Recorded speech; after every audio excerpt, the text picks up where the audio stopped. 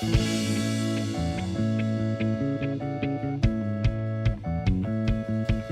go.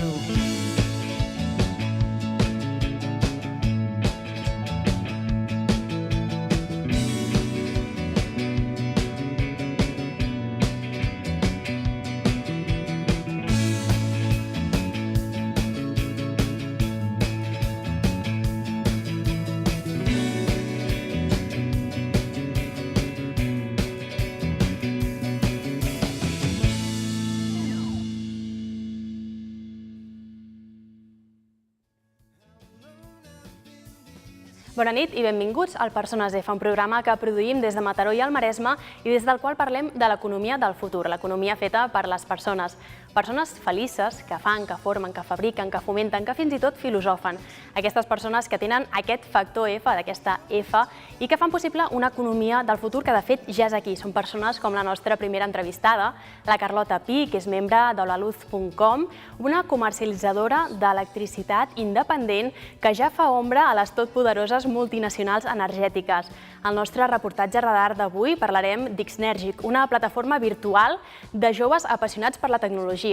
I la nostra part final d'avui, la proposta del dia, serà sobre acadèmia universitària i serà amb la nostra companya Anna Llàtzer. A més, tota la informació més innovadora i creativa amb les nostres microcàpsules. Tot això al Persones F d'avui. Comencem!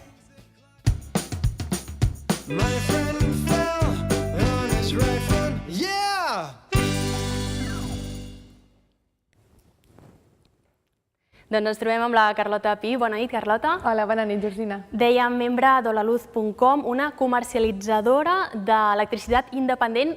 De què estem parlant, Carlota? Situem-nos. Mira, nosaltres, Georgina, som la primera companyia elèctrica 100% online que hi ha a l'estat espanyol, que només venem electricitat d'origen renovable, electricitat certificada com a energia verda, i que ens dirigim bàsicament als clients pimes. Per nosaltres una pime és un restaurant, és una peluqueria, és un forn de pa, i als usuaris, a la gent, a les seves cases. Molt bé. I llavors, quin és el moment que dieu, va, hem de tirar per l'energia, dediquem-nos a això, vosaltres des de l'equip d'Holaluz.com? Doncs mira, Holaluz.com la vam fundar tres socis fundadors, que ens vam conèixer fent un màster en una escola de negocis de Barcelona, l'IES, i una mica va sorgir com una necessitat pròpia, com a usuari. Una mica ens vam preguntar, escolta, com pot ser que a data d'avui, doncs fa segles que no trepitgem una oficina bancària, hem pogut triar amb quina companyia de telèfon volem operar i comprem tots els bitllets online, com pot ser que una cosa tan bàsica, un servei tan essencial com és la llum, encara hagi de funcionar amb uns paradigmes del segle passat, que truques a la teva companyia elèctrica i, ostres, és que no te'n surts, no?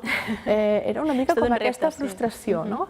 I llavors ens vam dir, escolta, per què no fem les coses més senzilles? Si precisament per això, per fer això, existeix tot el món online. I aleshores vam posar en marxa el projecte de la fundació i creació d'Holaluz.com, que al final el que fem és digitalitzar, transformar, canviar els paradigmes d'un servei o d'un negoci que fa segles que existeix, com és l'electricitat.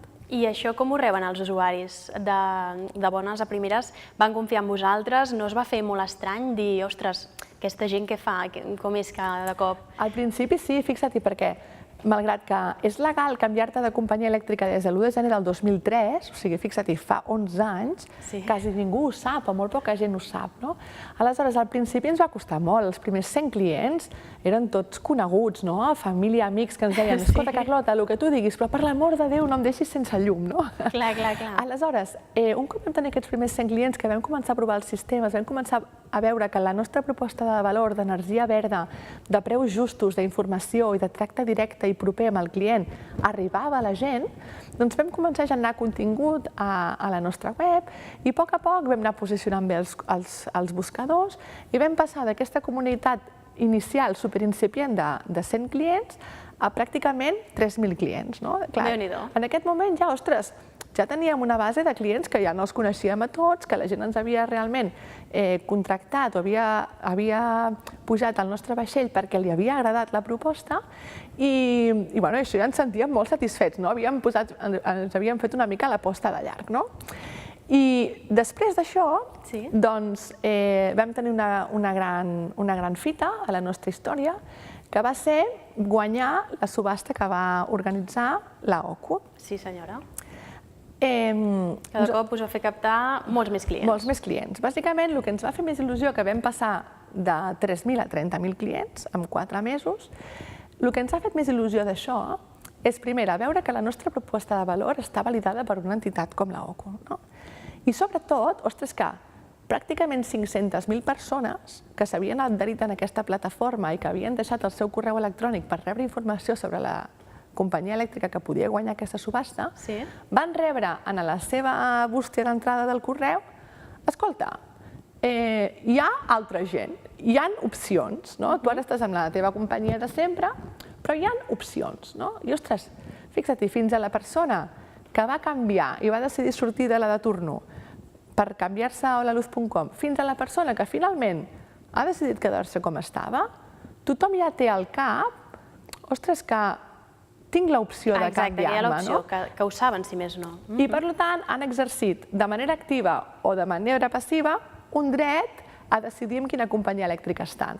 I això és el que ens fa més il·lusió, perquè almenys ara, amb respecte a el que passava fa 6 mesos, hi ha mig milió de persones més que ja saben que poden canviar de companyia elèctrica. Exacte, comencem per la informació, però tot i així, us sentiu una mica com David contra Goliat? És a dir, encara hi ha la gran multinacional, no? Encara hi són aquestes multinacionals energètiques. I tant, 100%. De fet, nosaltres sempre ho diem, que som la versió 2.0 de David contra Goliat.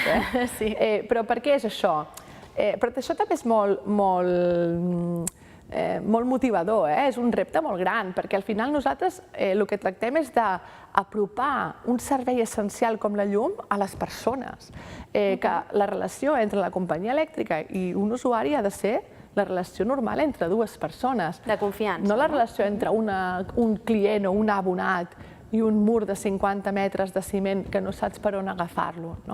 Aleshores, és veritat que a vegades tens una mica aquesta sensació d'estar movent sorra en el desert, però també aportem el nostre gra de sorra.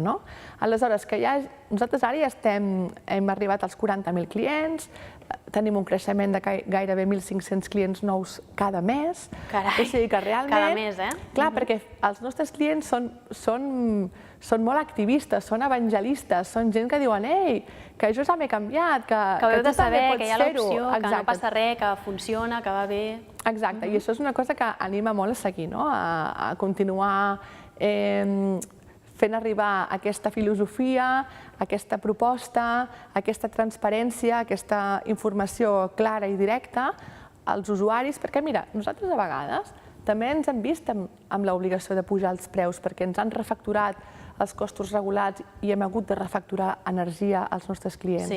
Però el que no hem fet mai és enviar-li a un client una factura que posa 54 euros quan abans em posava 35 sense dir-li ni asa ni bèstia.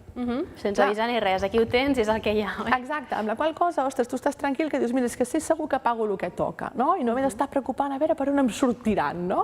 Aquesta és una de les grans avantatges que nosaltres oferim als nostres clients amb respecte als Goliats que hi ha pel món. Tot i així també hi ha altres opcions, que crec que no és el mateix, ara ens ho explicaràs. Som Energia? Clar, Som Energia, nosaltres ens encanten i creiem que és una proposta també superinteressant, que al final estem molt alineats amb els valors de Som Energia. Sí, perquè tots dos comercialitzem únicament energia verda, tenim una vocació de servei a l'usuari també important, el que passa que ells tenen un format de cooperativa, ells són una cooperativa i nosaltres no som una cooperativa, som una companyia privada que es gestiona com una companyia privada. Clar, depèn una mica del que busquis, però nosaltres, per exemple, mira, ara recentment s'ha publicat la nova normativa de facturació de la tarifa elèctrica, que serà un galimaties, perquè haurem d'aplicar, o les comercialitzadores incumbents hauran d'aplicar un preu horari diferent als clients, un preu horari durant tot l'any, o sigui, és que rebràs una factura que tindrà 8.760 preus, un preu per cada hora de l'any. Si fins ara no s'entenia, imagina't ara el que serà, no? Clar, nosaltres, per exemple, davant d'això podem reaccionar ràpidament i podem oferir propostes als nostres clients que li resolguin els dubtes, la situació i, escolta, mira, doncs jo vull una tarifa plana, vull un producte que no vull sorpreses, jo vull pagar cada mes el mateix i no estar pendent de lo...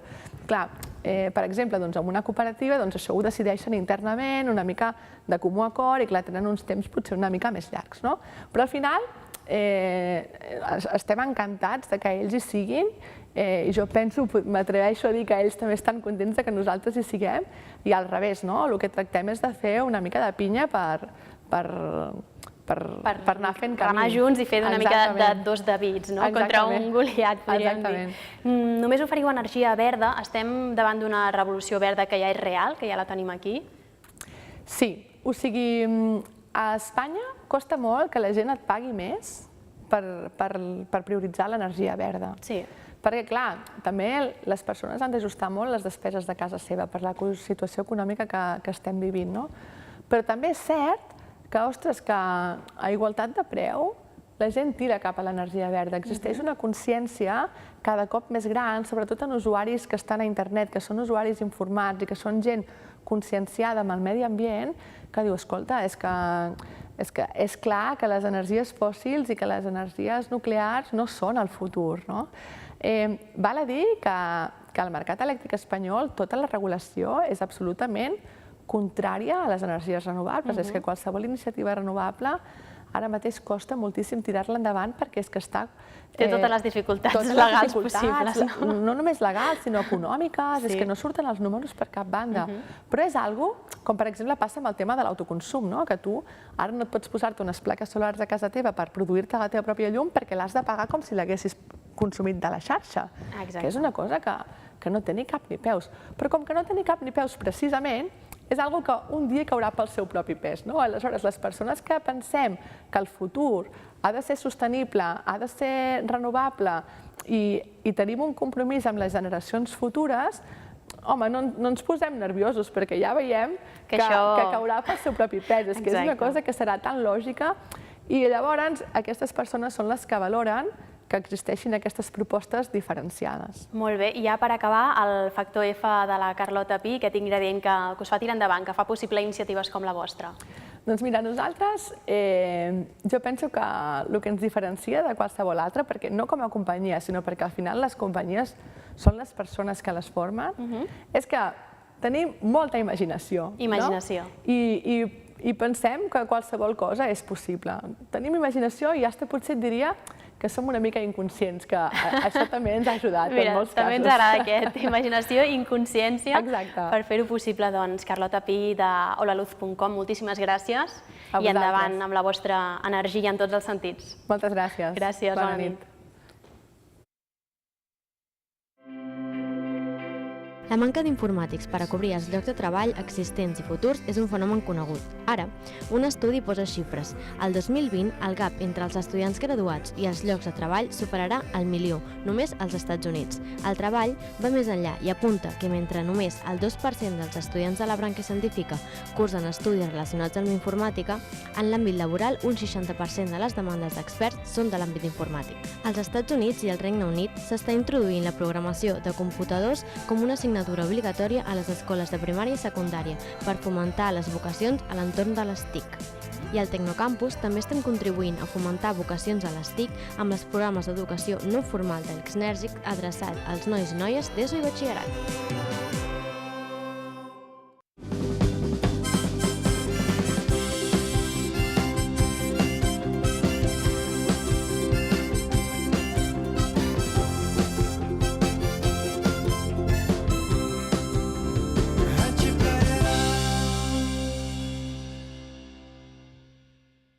És el torn del nostre reportatge Radar, moment de sortir del plató i anar fins a aquells punts on el factor F és possible, un taller, un estudi, un laboratori, el que sigui.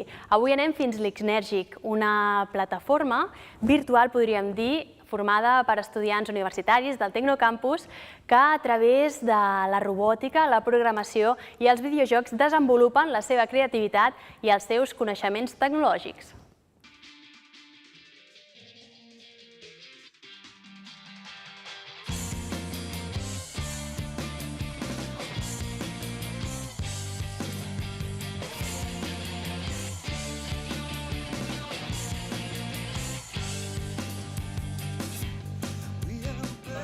Xnergic és un espai on tots els joves que els agradi el món de la tecnologia i estiguin apassionats en aquest món doncs puguin venir a aprendre a crear videojocs, robòtica.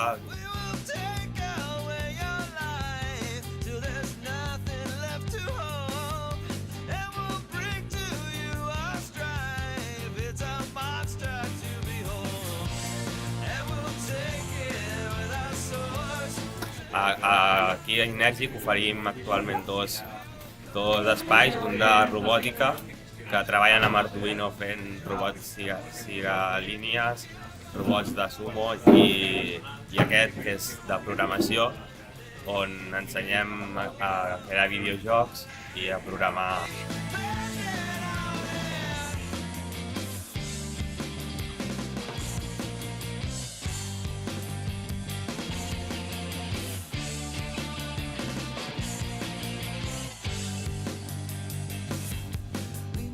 Doncs en aquesta sala és el taller de videojocs, que ara estem fent App Inventor, que són per fer aplicacions per Android, i modelatge amb disseny 3D i programació.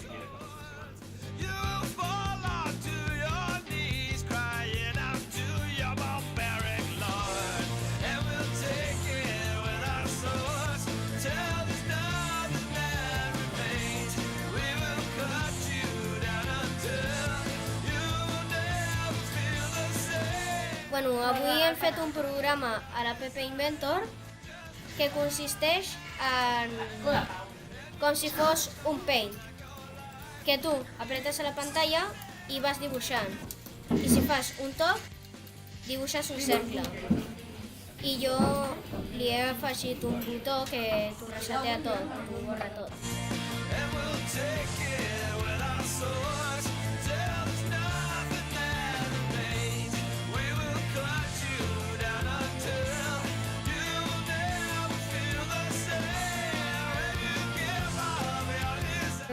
Més endavant m'agradaria arribar a dissenyar algun joc.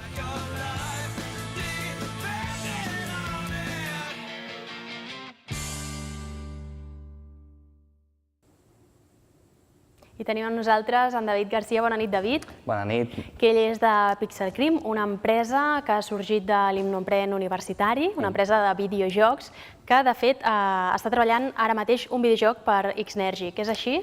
Sí, ara estem treballant conjuntament amb Xnergic fent l'Atlantis Game Challenge, que sortirà després de Setmana Santa, el 19 d'abril. I de què va aquest videojoc, David? El videojoc és una base inicial d'un joc que va estar en el món d'Atlantis, de l'Atlàntida, i fem una petita base del videojoc i a partir d'allà els nois, els joves que vagin a Xnergic o de fora d'Xnergic puguin modificar aquest joc, afegir nous escenaris, personatges i fer una mica l'evolució d'aquest joc, acabar el joc o poder-lo seguir. Carai, un videojoc obert, no? Obert en codi, en tot. Molt bé, interessant. De quina manera us ha servit formar part de la comunitat d'Xnergic? Com ho valoreu vosaltres?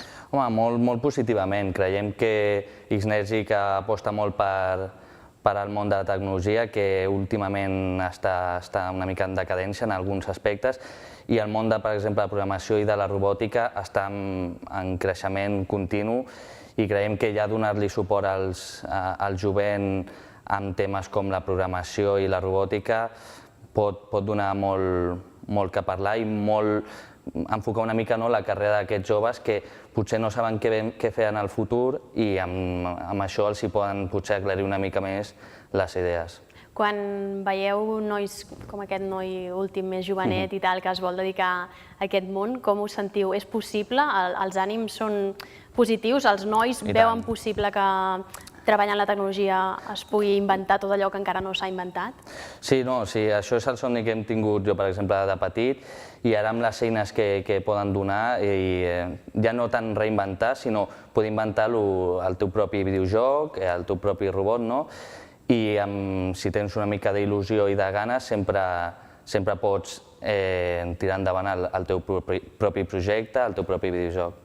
La cultura dels videojocs i de les aplicacions dels mòbils, com està influenciant aquestes noves generacions de creadors digitals? Com són aquests nous creadors digitals? Venen amb molta frescura, donen aquest toc del que et comentava, d'il·lusió, i sí que a vegades em sorprèn quan parlo amb algun jove les idees que tenen, la il·lusió, la passió que li posen en fer tots els seus propis projectes, i això aporta que en aquest món hi hagi noves idees, hi hagi un mercat molt més competitiu també alhora, però molt potent.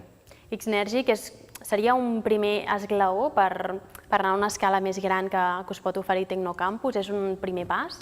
Sí, Xnergy jo crec que si ho pots vincular, et pot enfocar una mica la teva carrera professional o el que vols dedicar-te gran, i després amb tot el suport que et donen que hem estat nosaltres, de l'Innompren, que és un programa d'alt rendiment per a emprenedors, després la preincubadora que et donen, la incubadora, són com petits passos de poder fer el teu somni realitat.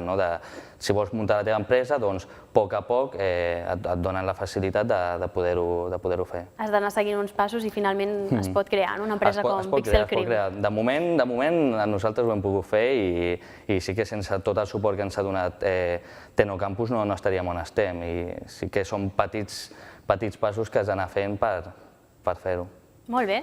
I per acabar, el factor F de David Garcia o de Pixel Cream? El nostre factor F seria sobretot la passió, passió pels videojocs, passió per el que t'agrada, o sigui, poder realitzar i fer allò que de veritat tens en ment, i sobretot actuar. O sigui, no només pensar-ho i dir vull fer tal projecte, sinó arriscar-te i fer-ho realitat, perquè si no sempre queda en fum, i és intentar-ho. Molt bé, doncs David Garcia, moltíssimes gràcies, felicitats pel vostre projecte. Moltes gràcies. I ens anireu explicant què aneu fent. I tant. Fins aviat. Fins aviat.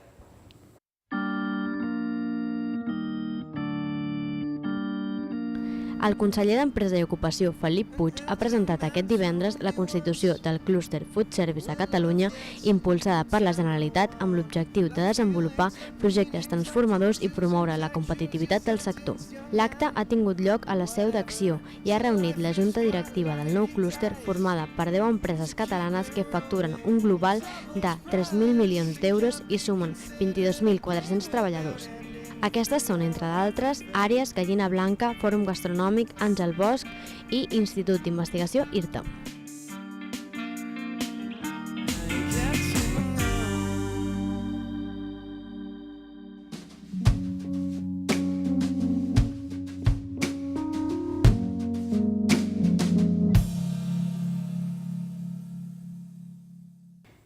I a cada Persones F dediquem un moment final a parlar de la proposta del dia, cada programa sobre una temàtica diferent, ecologia, creativitat, innovació. Avui toca parlar d'acadèmia i, per tant, toca parlar amb l'Anna Llàtzer. Bona nit, Anna. Hola, bona nit, Georgina. Avui ens parles de novetats acadèmiques i universitàries. Sí, avui, com que venim d'unes jornades de portes obertes que vam fer aquest dissabte al Tecnocampus, que va anar molt bé, i una de les coses importants de les jornades són els estudis, que futurs alumnes o possibles alumnes venen a veure les instal·lacions i es troben amb diferents professors a veure quins graus...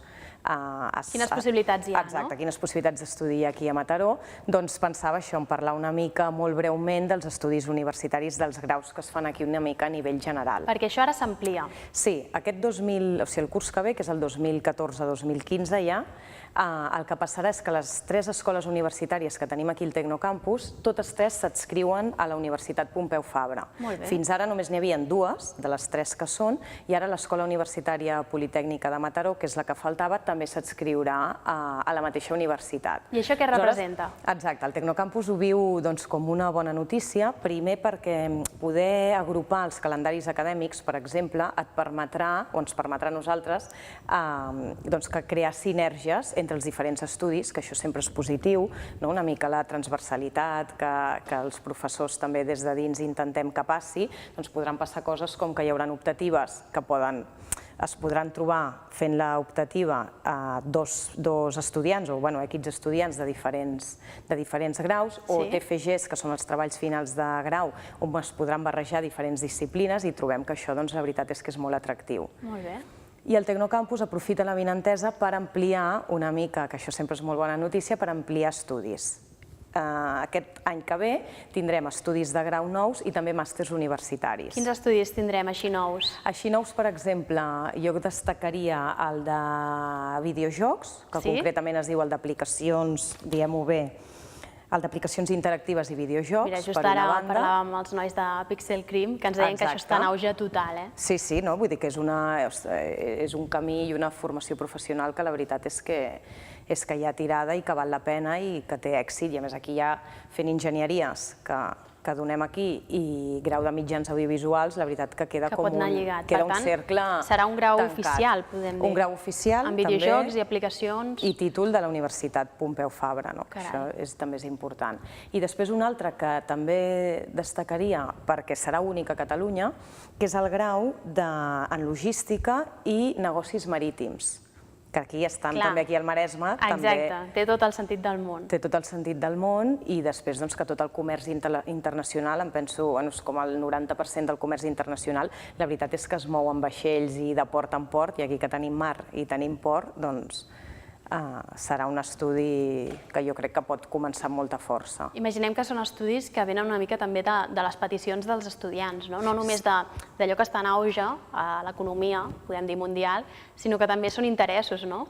Una mica tot junt, no? Deu anar una mica, m'imagino, de veure una mica el nínxol de mercat i quins són, això que deies, quina economia emergent pot interessar i en aquest país pot funcionar, i aquestes dues branques la veritat és que podríem fer un dia, inclús potser en aquest mateix espai meu, és potser venir amb les dues coordinadores dels graus, que a més són dues noies, que ens expliquin una mica els objectius de cada grau. Això també, si et sembla, algun dia ho podríem fer. Objectius una mica més concrets de cada... perquè al final tenim molt públic jove i... Que segur que han sentit videojocs i han dit que... És interessant, per les portes obertes es va explicar molt bé i la veritat és que doncs és el futur que ja és aquí, com ens agrada dir el Persones F, el futur present, ara i aquí. Doncs Anna Llàtzer, moltíssimes gràcies per ser aquí amb nosaltres, dur-nos aquesta càpsula de futur acadèmic i universitari. En seguirem parlant al proper programa que vinguis. Quan vulgueu. I nosaltres us diem que gràcies per seguir-nos, bona nit, per seguir un nou Persones F, un programa impulsat pel Tecnocampus i amb la col·laboració d'MOTV i CLAC. Recordeu que ens podeu trobar a les xarxes, a les principals xarxes socials, i això, ens veiem d'aquí uns programes. Fins ara.